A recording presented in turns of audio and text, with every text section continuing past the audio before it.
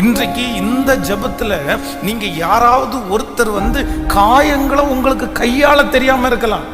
Pastor, என்னை ரொம்ப காயப்படுத்தினார் என் கணவன், என் மனைவி என்ன ரொம்ப காயப்படுத்தினாங்க, என் பிள்ளை என்ன ரொம்ப காயப்படுத்தினாங்க, என் வேலை ஸ்தலத்தில் இருக்கிறவங்களும் என்னை காயப்படுத்தினாங்க, நான் உதவி செய்கிற நபர் என்னை காயப்படுத்தினாங்க, அதனால நான் ஹெல்ப் பண்றதை விட்டுட்டேன், அதனால நான் ஜெபம் பண்றதை விட்டுட்டேன், அதனால நான் சாப்பாடாக்கி கொடுக்கறதை விட்டுட்டேன்.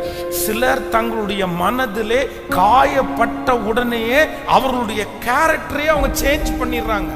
ஒன்று நினைச்சுக்கோங்க, உங்க காயங்களை நீங்க கையாள தெரிஞ்சீங்கன்னா நீங்க ஆயிரக்கணக்கான பேருடைய காயத்தை கட்டுவீங்க. காயங்கள் ஏன் வருது தெரியுமா? நீங்க காயப்படுறதற்கு காரணம் நீங்க அந்த காயப்பட்டு நீங்க சோர்ந்து போய் உட்கார்வதற்காக அல்ல. அந்த காயங்களின் நிமித்தம் யாரோ ஒருத்தரை நீங்க கட்டணும். அந்த காயங்கள் நிமித்தம் ஏதோ ஒரு காரியத்தை நீங்க கற்றுக்கொள்ளணும். அந்த காயங்களின் நிமித்தம் நீங்க ரொம்ப ஸ்ட்ராங் ஆகணும். இந்த மாதிரி நிறைய ரீசனுக்காக தான் உங்களுக்கு காயங்கள் உண்டாகிறது. இன்னைக்கு நம்ம என்ன கேட்கணும் அப்படின்னு சொன்னா, என்னுடைய காயங்களை கையாளுவதற்கு எனக்கு கிருபையா